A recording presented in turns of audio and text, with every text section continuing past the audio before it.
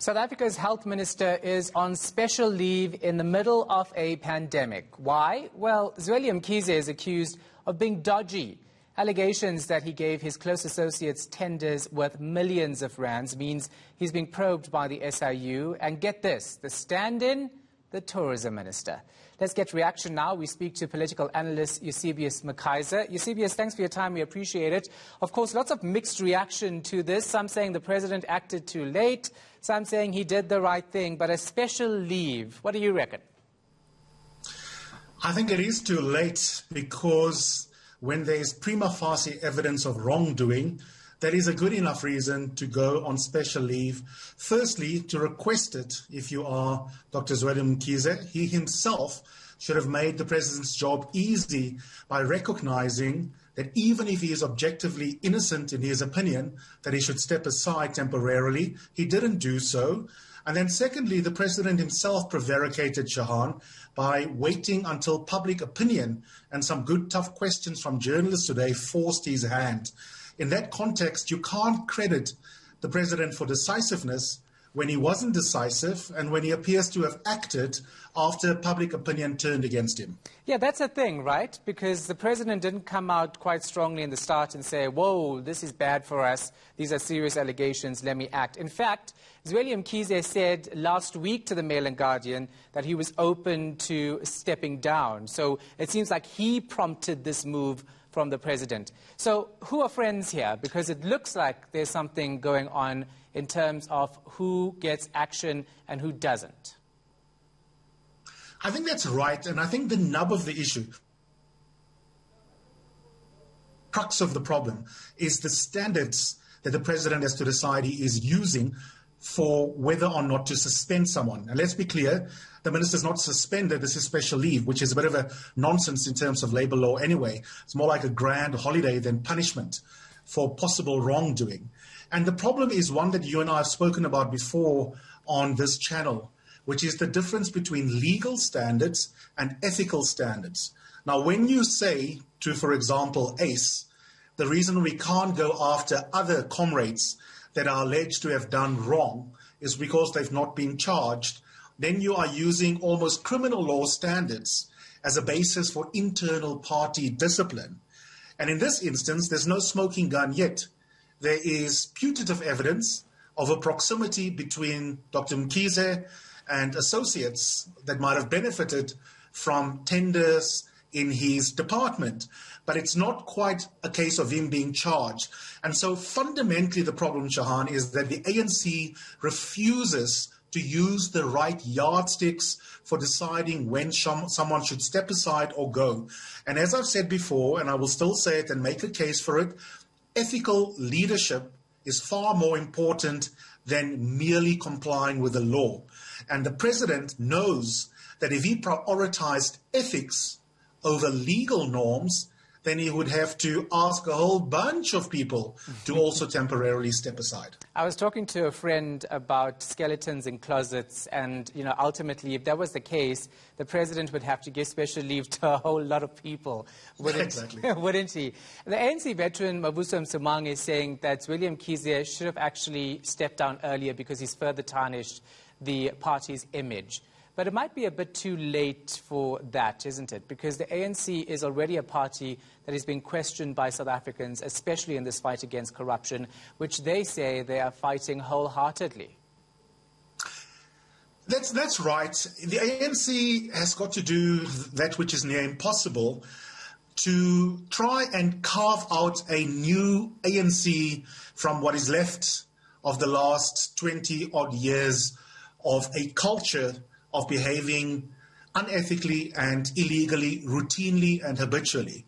But if you're going to begin a new path and sell that to the electorate, then you have to demonstrate seriousness to actually deal as quickly as possible with scandals when they rear their head.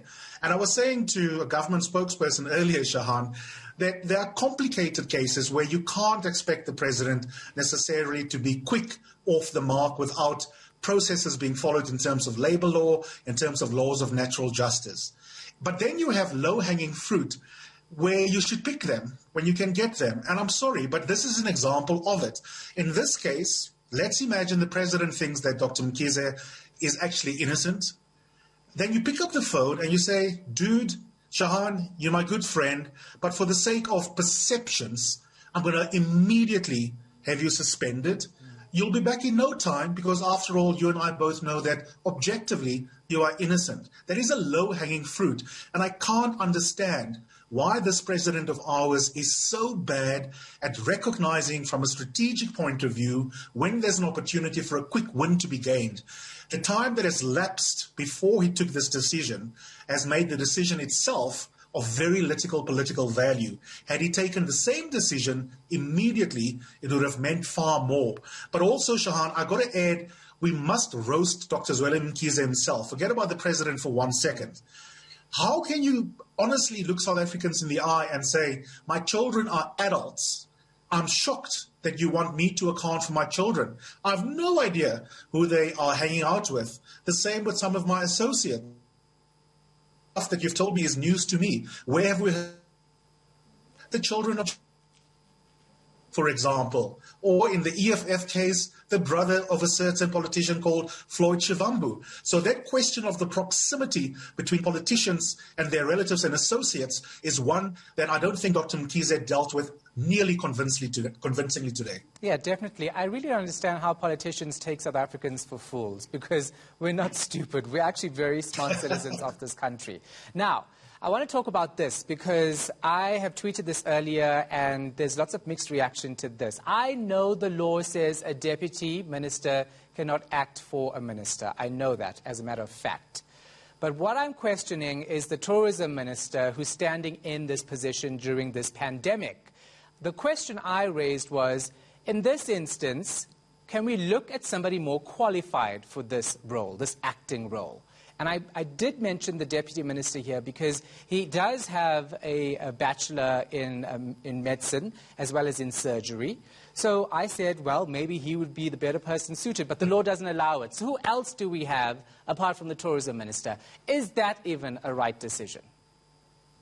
Look, I wish for the sake of TV ratings and drama that I can disagree with you, but I can't do so just for the sake of being contrarian. The principal point that you make is absolutely right. The tourism minister is useless. You don't take one of your weakest links and in the middle of a once-in-a-generation pandemic, they have got to be in charge of rolling out a vaccination program that is already tardy and behind targets for where we need to be to get to herd immunity as quickly as possible. It's wonderful to see goggles on the TV every single day, but on the hard numbers, we are not nearly enough, quickly enough, getting people jabbed with the necessary vaccination. You can't put the tourism minister in there. It's almost an uninteresting question because there are very few people that would be worse than the tourism minister. And you can go and take one or two of the other ones and give them a bash. But I think even that decision, you're right to criticize, Shahan. And quite frankly, it sends the message ahead of the president going overseas that even though he's going to go and beg the global north to think geopolitically about vaccines and making sure that they don't hoard vaccines that they don't need anymore. And yet back home, the domestic story is that you've put someone useless in charge of this program. Why, if I am a G7 leader, should I take you seriously as a representative of the global south when the person that you've put temporarily in charge of this rollout is someone who can't even sell the country as a tourism destination? Yeah, and we have 57,000 people who have died, possibly more, obviously more, because we haven't accounted for all the deaths. So we do need someone who can take charge, especially with this dismal vaccination rollout plan that we have going on. Yeah, that's absolutely right. And so you choose someone who is a technocrat, who will get on top of the numbers very, very quickly, someone who has the ability to speak across the different stakeholders, civil society organizations, the medical experts that you've mentioned, the research scientists, all those who give advice in the MAC and other fora, and who understands also the geopolitical dynamics when it comes to big pharma. And then you pick the best possible person in your cabinet that can deal with that and ask them to take over. You don't take the tourism minister because if you do that, then you're simply signaling that you really do not care about the existential threat to your population given this pandemic. All right, thank you for that. Appreciate it. Not useless, far from it. Eusebius Mckaiser, appreciate your time and your insight.